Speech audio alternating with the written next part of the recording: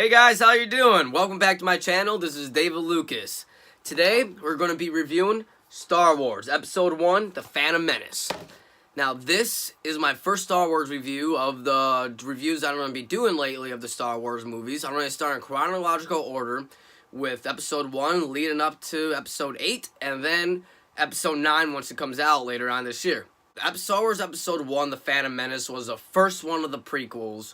It was the first one back into the Star Wars world. It came out in 1999, directed by George Lucas, his first directing of Star Wars since A New Hope, which he kind of directed The Return of the Jedi, but not officially. This one, it set a lot of hype. Expectations were really high back in 1999. I wasn't really around for it. I was only like 2 or 3 years old when it came out, but still I watched YouTube videos and other people talking about that were around that time, and everyone says this was the most hyped it's ever been. People were saying that this is even more hyped than what Force Awakens was, which is crazy because Force Awakens was big. So it had a lot to live up to, this one. It had a lot to go up to, and it sadly did not live up to the expectations. Some say that it did, but most people, I feel like, actually agree that it really didn't. It was really different than most Star Wars movies. The whole landscape of it was really different. The whole story in general was really different, not like any other kind of Star Wars movie. And it just didn't feel like a Star Wars movie. It didn't have that feeling of that you're back in the Star Wars world. It didn't have that magic that the original Star Wars had. It just didn't have that magic. It didn't have that touch, that special touch that touched everyone. It just was, this one seemed like it was more for just younger kids who don't really pay attention to the big overall story landscape that Star Wars was. This whole plot of the movie, the very first plot of it, is basically a trade dispute. That's the entire plot. It has a lot to do with boring politics that don't really work out in it. It's very different and dull compared to the other Star Wars movies. That's the best way to describe that. The story is really dull. And it's sad to say coming from a Star Wars movie, but it is. And it doesn't really add up to what the originals were. It doesn't have that big impactful story that it did. Now we're going to start with the bad things of this. And some of the things that I didn't like about this movie and why it's not really one of my favorite Star Wars movies. I say this is my second to least favorite movie of the Star Wars franchises. Starting out, right off the bat, we get introduced to the Nymodians, the leaders of the Trade Federation. They don't have their own language. It's kind of just English. Our basic, which is called in the Star Wars universe, is basic language, and it's really weird and odd because in the originals, all the alien creatures had different languages, and that was some of the magical part of it. And some of the cool things about the original ones is that there are so much different languages that we don't even know all these other species and cultures. This one, it kind of, like, again, it dulls it down. And it's kind of just like, oh, so they speak English? They don't speak, like, what different languages that their own people speak, and it's really odd and weird, and I don't know why George would have done that, but he did do that, and that's what we got. The plot of the Trade Federation is just really weak, and it's just not, the plot of the Trade Federation is just weak to the point to where it's just like, why is this in a Star Wars movie? Why is this a plot in the Star Wars movie? This should be something that was the opening crawl of it, not what's our overall thing of it. And it's just really odd. A lot of people are going to agree on this. I feel like a lot of people do agree on it, apparently, is that the whole Jar Jar thing. Jar Jar is just, he could have been a great character, I feel like. Jar Jar could have been an awesome Gungan warrior, and they don't do that with him. They make him more of the comic relief, a bubbly, all idiot, basically. They make him an idiot. And I don't understand why they did that. And even in the beginning of the movie, Obi-Wan goes, why do we have this lifeless life form with us? Like, it's your useless life form. He said, why do we have this useless life form with us? And it kind of, the whole audience, I think, agrees, like, yeah, he doesn't need to be in here. Why is he in here? Jar Jar is just annoying. Like, get him out of here. Why is he coming with you to Tatooine? Why is he joining the Senate with you? Like, why is he doing this? Why do we need Jar Jar for this? He's not important at all. He's just an idiot, basically. He's a clown. That's basically what he is. He's just a clown. And I don't understand why they wrote him like that. And it really bothers me that they did that. It does. It really bothers me that they did that with him. Speaking of Jar Jar, the Gungans. The Gungans are just a waste of characters, I feel. They could have been, again, like Jar Jar. Fierce warriors, awesome warriors, some really cool, interesting, creatures that we see in the Star Wars universe. And they all are basically just like Jar Jar. They're all goofy, and they're just not... They're not fun. They're not fun characters, I feel like. They're not interesting characters. They're just clowns, almost. And I don't like that about them. I don't. It would have been really good for them to be more interesting characters that actually impacted and helped the overall storyline of them, which they don't. And they're just there, looks like just so you can show special effects, almost. Or for kids. Kind of what it seems like that is just there for. Other thing that really bothers me a lot of this movie that I feel like really brings down the whole movie for me almost is Anakin. I don't get why they would have cast a younger kid to play Anakin Skywalker. I feel like it would have been so much better if they would have started out Anakin as a 17, 18-year-old kid like how Luke was in the originals.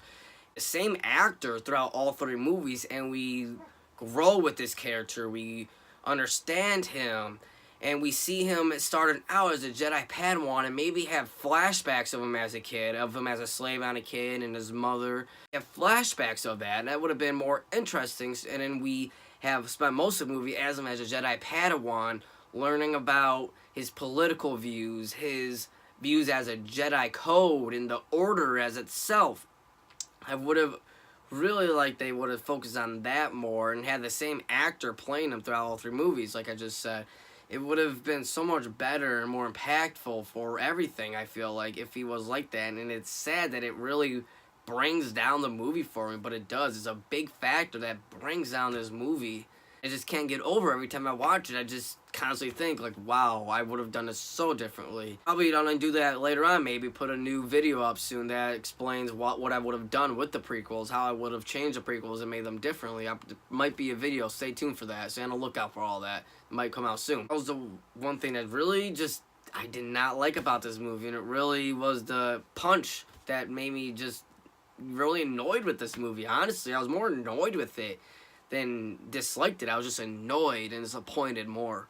Another thing, too, that really drags this movie down for me is the whole pod race scene. I thought that was just a really drawn-out scene that just wasn't really necessary in there. It has nothing to do with the plot, nothing to do with the overall story. It's almost like it's just there just for a video game, and that's it. And it bothers me that they would have just wrote a scene in there that's just for a video game, not for the overall story of it. It would have been great if they would have just had it for a quick minute that we see the pod race scene and then he wins. No, we don't get that. We get a long, drawn-out, boring scene that I literally just fast-forward through every time I watch it. Every time I watch it, I just fast-forward through it because it just doesn't need to be there. It has nothing to do with the story. Not getting anything out of it except for a video game ad. Now I'm going to go on to the things that I did like about this movie, trying to end it on a high note instead of a bad note. And the things I liked about this movie are very few compared to what I didn't like about it, but there are actually good things that I liked. And it's something that most things I actually just noticed watching again throughout this review that I actually noticed and that I liked. A lot of stuff that I liked about this was the introduction to the Jedi.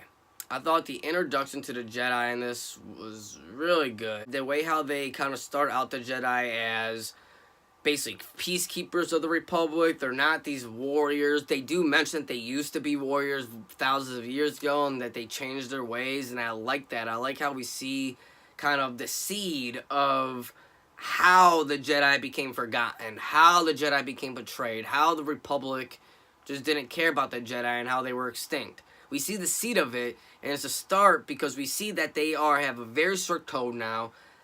They have certain laws and codes and rules that they have to abide by, and they can't basically live as normal human beings. They have to live as almost robots, it seems like. And you see the seeds implanting in there that's kind of sets up for the demise of the Jedi, and I actually really like that that's in there. There's some really good pointers in there that I really liked. Darth Sidious and Palpatine in here I thought were really good. I like how we see kind of him messing around with the political landscape and manipulating the queen and manipulating a trade federation. And I like how we see that him manipulate everything, the start of what's going to become of his empire. We see him being sneaky.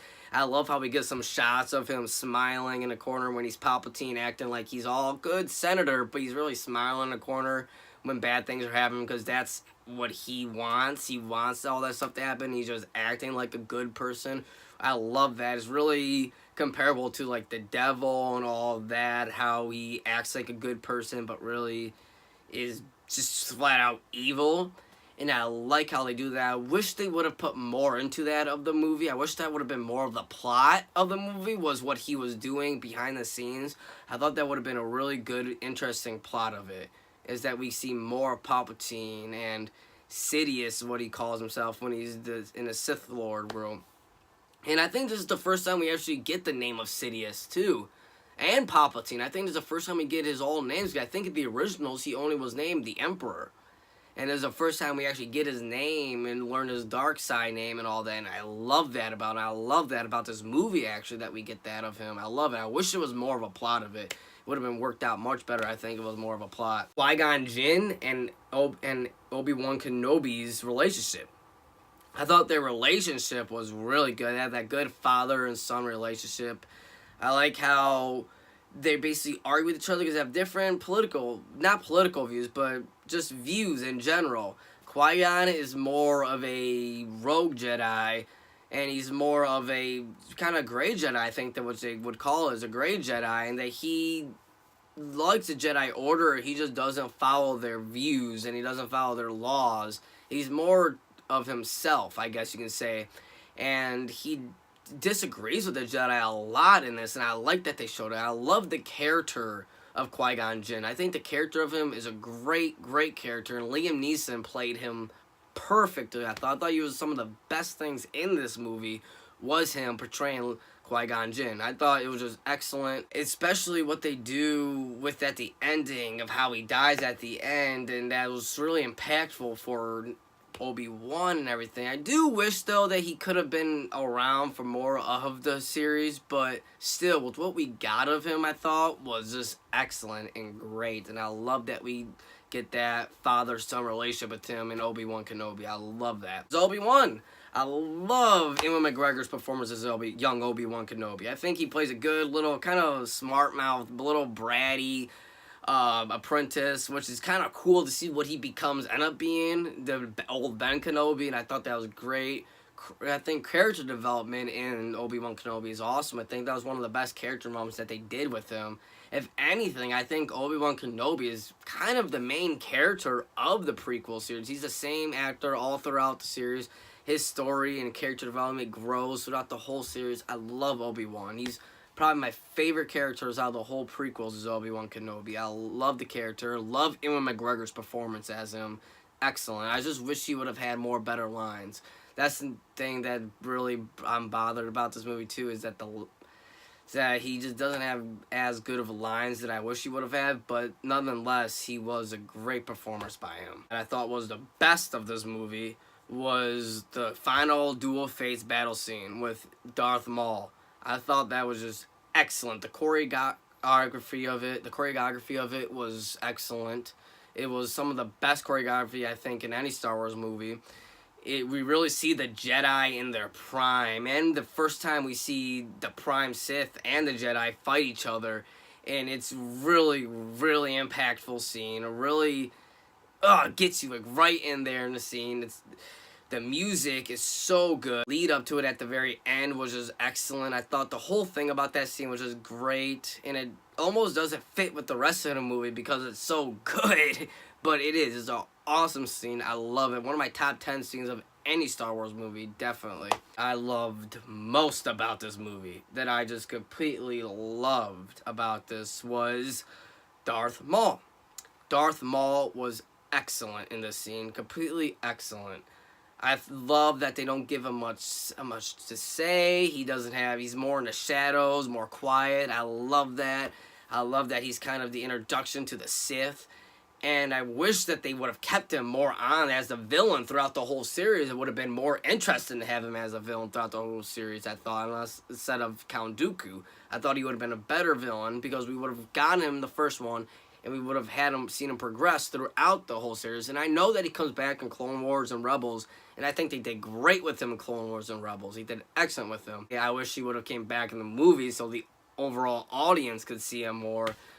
But yeah, he is one of my favorite things of the whole movies, and I'm glad that he came back in Solo, because it just makes me really happy they bring him back. My last things that I really did like about this movie is the scene with him, Anakin Skywalker, and his mom. When he leaves his mom to go to the Jedi Order, and he runs back and tells her that he can't go, and his mom tells him, just don't look back, just go to your future. And I love that. It's some of the most impactful, heart-wrench moments, I think, in the whole series, almost whole prequel series. It's really good. I think they did an excellent job with that. And again, it almost feels out of place with the whole movie, because it's a really impactful scene that feels just out of place with the whole Goofy movie at the, was all around it.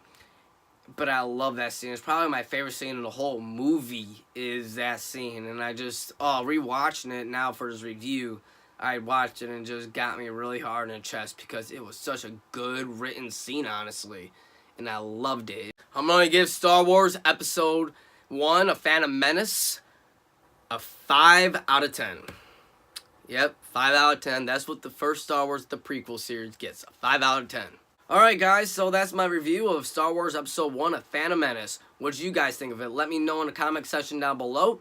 And also, if you like this, you can subscribe and stay tuned for more, because there's going to be definitely more on the way for sure. See you guys next time.